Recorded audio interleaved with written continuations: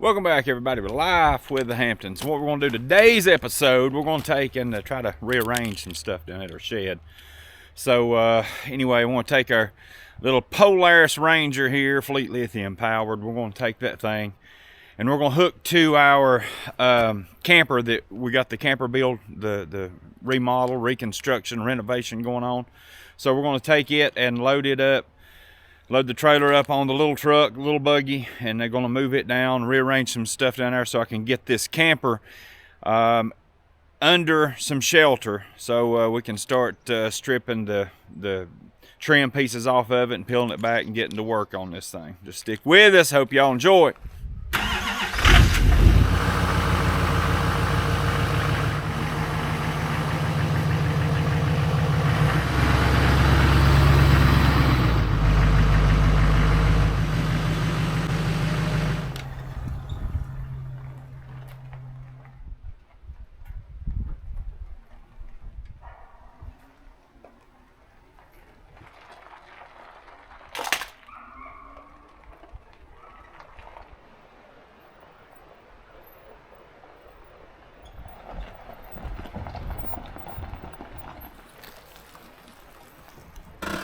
Amazing. Guys, we made it down here. Yes, we did. Let me just get the coat off this. We'll drop this gate and we'll get on in here. All right, you can see we got our unit behind us here. This little FleetLithium powered Polaris EV is a beast. It's an awesome little buggy. Tell you what, I think I just told you what. I'll tell you what again. Tell you what. Trying to be easy with it off camber like that. But we're gonna come down here and we're gonna move a dog lot and where I can get this trailer backed in here and we can get this, thinking about getting it offloaded. I don't know exactly if we're gonna offload it or not. I might leave it on the trailer, but at least we'll be able to get the trailer in down here. So I gotta move the dog lot first thing and get that in here where we can start working on the camper itself. We can actually pull the trim off of it and start skinning the outside back where we can get to it to really do some work on it. But I'm just tickled to death of that little unit right there, that little Polaris EV, FleetLithium powered. We'll go ahead and move this lot and pull it out, and that way I can back my trailer in. We'll just let these dogs out and play, hey, a little bit. Come on, guys, come on. Where you going? Where you going? They're off to the races. This little unit right here, I can't say enough good about this thing. This is amazing buggy. Now, when they have lead acid batteries in them, they're a glorified golf cart. That's kind of what they are. They will climb. You can see how we went up this hill back here behind us, and that is almost straight up with lead acid batteries. But they're just so sluggish because these things are 1,800 pounds, where electric golf cart is like 1,100 or 1,200 pounds tops. But with lead acid batteries, they just don't have the performance. They're too heavy. They just don't work out good, right? But once we transform these things, putting our FleetLithium batteries in them, we have FleetLithium. We have some of the absolute highest quality batteries on the market, hands down. You take these other ones, and not naming names, you take some of these other ones. If you look into them, they're designed for golf carts. You've got 4 or 5 of these top brand, and they're designed for golf carts, guys. Golf carts have 200 or 300 amp controllers and 2 to 3 horsepower motors. This has a 30 horsepower motor. This is all-wheel drive. These buggies, you use them to work, you are going to pull the amperage. There's several places around here pulling a trailer or something like that. Several of these roads, I will pull nearly 400 amps for over a minute. And you just cannot do that with these other golf cart batteries. They just don't have the BMS inside the battery to be able to sustain that kind of amperage draw. They just don't. That's just the facts of it. Now, are there cheaper batteries out there? 100%. You can go buy a cheap battery, but just keep in mind, you have a cheap battery, and you may get lucky, and you may not have any issues with it, and you may use your buggy as a golf cart and just putt around, and if that's the case, they may work for you. But somebody that uses these as a tool, uses them for hunting, uses them for pulling stuff, making food plots, pulling plows. That's right, yeah, pulling plows. I've got pictures where I pulled my dad Jim little backhoe out. Not pictures, but I got videos. You go back and watch that where I'm pulling my backhoe out on this trailer up this hill right here in the snow and mud. That's 6,000 pounds. This buggy pulled it with no problems uphill in the snow and mud. So you just, you know, you get what you pay for. I just want y'all to know that. And that's right here as we're using this buggy. We use this all the time. These FleetLithium batteries will not let you down. They're just amazing. The fit and finish on them, everything is just absolutely awesome on them. So anyway, we'll get back to what we're here for today. We're just moving this, and we're going to put it in our shed right here. So let's go move this dog lot right now and get started on this. Hey guys. Sorry about this right here. I had some pretty cool music on and stuff, but it apparently got monetized, so I'm having to go back and just do a voiceover. But I'll apparently going to have to come up with some music of my own here to play where this don't happen again. But just sit back and enjoy the video.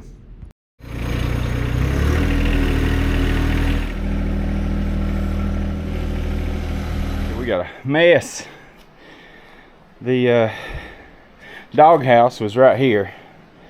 You can see she would get in there and just dig out and throw all that dirt up here in the middle.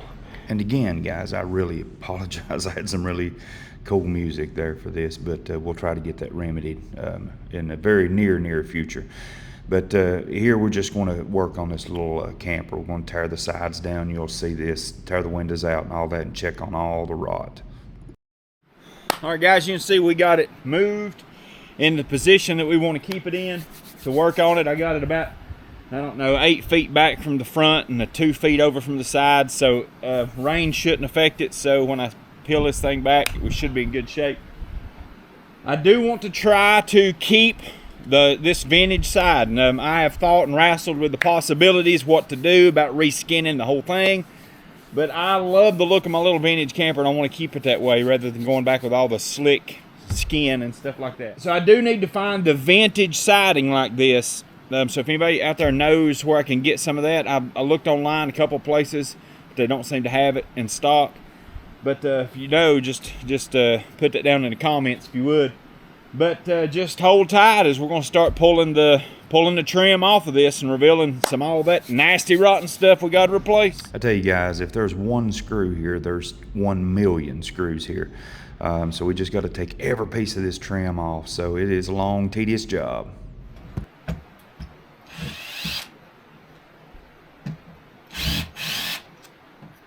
Woo. This time this thing's been out in 60 years.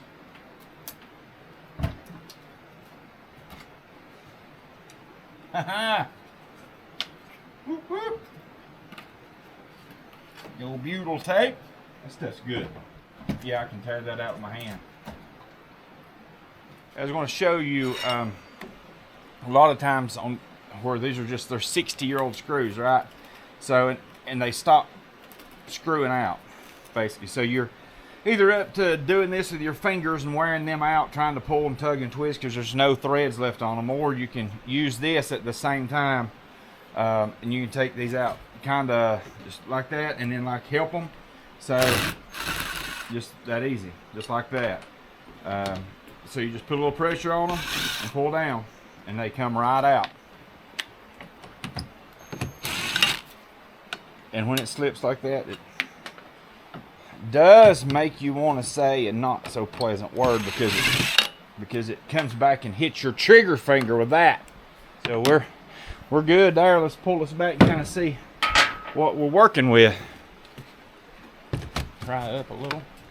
Butyl tape is still holding on after 60 years, which is but the way they got this cut, one piece design that goes back and runs all the way, and then this is cut on 45 and folded obviously under, which is the way it would need to be.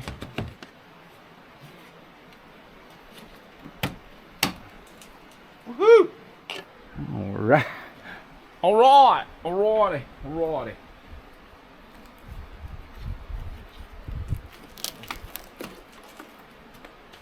You can see. It's rotting out. I gotta move my Pepsi everywhere, man. Woohoo! You can't see.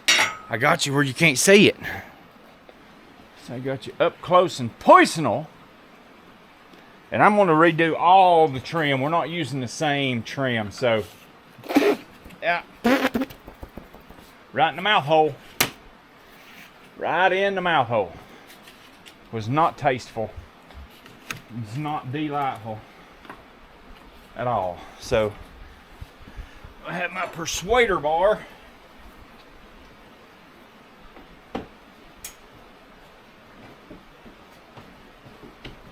So we kind of see what we got. That's what I'm wanting. That's what y'all are wanting. See just how bad this is, right? Just how bad it is. All right. These staples, it's got staples in it. You get some of them up.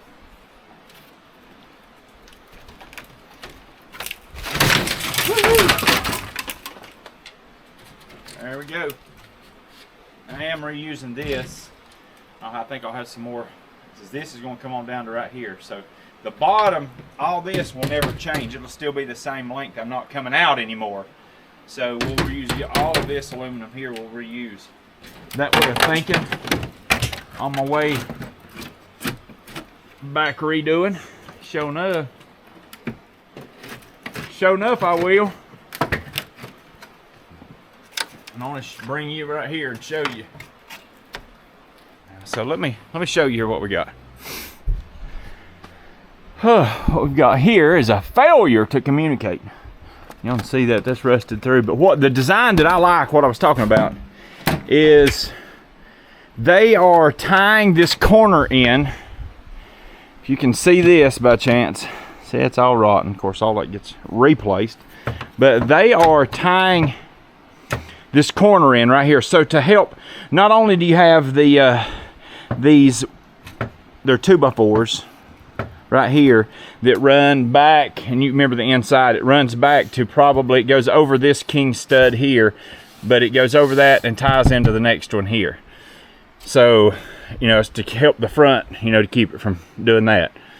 So you got weight back here coming down, the roof is coming down on the back of it, you know, to keep it from teetering, holding support up here. But they also have the sheet metal right here, sheet aluminum, that looks like it is tied, looks like that is part of the actual roof metal right here. And I would say that it is, that roof metal comes all the way from the top, obviously because it's roof metal, and it comes all the way down and wraps under here and then goes back and ties into all of this. So literally for this to sag down, it would have to break the roof metal. It'd have to break that off. Just an extra way of support is what it looks like. I don't think it's necessary, but I do like the ingenuity there. But as you can see here, we do got some rot, and yeah, and you can see here, I guess you can, how that metal, sheet metal comes down, and this is part of the roof right here. That's the roof metal, and then it goes all the way under that, all the way back. Looks like the full length of this cab over here, and just help support and hold everything up.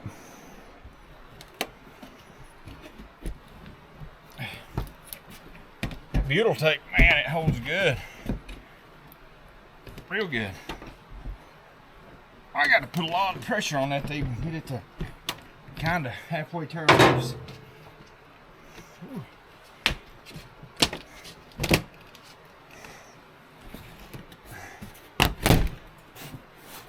Good stuff.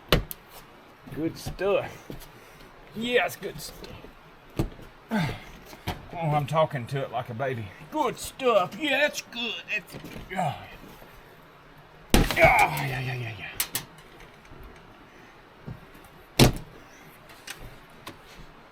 Again, 60-year-old Butyl-Tech. Awesome. All right, let's see what we got here. We knew that there was rot here because, first of all, we had a bolt, that big eye bolt, one of these right here. One of these were right here. So we know we got a lot of water intrusion here, and that's exactly what it was. And it rotted all this, and we had another eye bolt here. So that's just where this corner rotted. Really, I mean, it didn't get in. Don't look like much from anywhere else. I mean, I guess perhaps it could have, but it looks like it's dry here. So for the most part, we don't know till we get in there, but I'm going to replace, of course, when we get all this peeled back, I can replace this whole piece here, and we can see this right here is just, I mean, this is soft, and got to replace all that. But got to take this piece of trim off here, all the way back, and I can pull that down, and that'll expose this. But like you can see, the rest of the wood here is good. So probably, hopefully, end up just having this. All looks good here. That wood right there, you can see that all looks good, solid. So probably just have to come back to maybe here and come up about 3 feet to replace this bottom seal, the seal plate. Replace this corner, come up, and then of course this is where this will drop this down 10 inches from here. So come inside and brace all of that all the way out. But kind of just see what we got. Of course, we've already looked at all that. Got the window sill right here. This is, we have to, that's the only board there that looks like it's rotten. So have to replace that brace. All of these braces here all the way around, they're all really good. It's just window was leaking right there in that corner. So we'll get that fixed.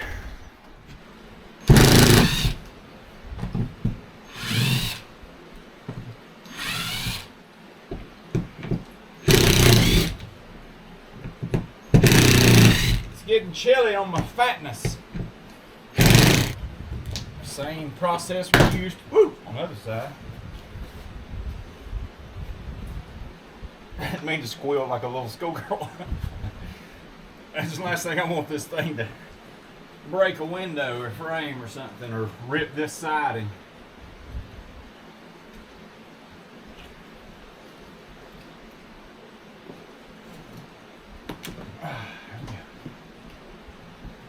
Something about the word beautiful. I don't know what it is, but I love I'm addicted to that stuff. It's like silly putty. Beautiful. I think I've got threads. Beautiful.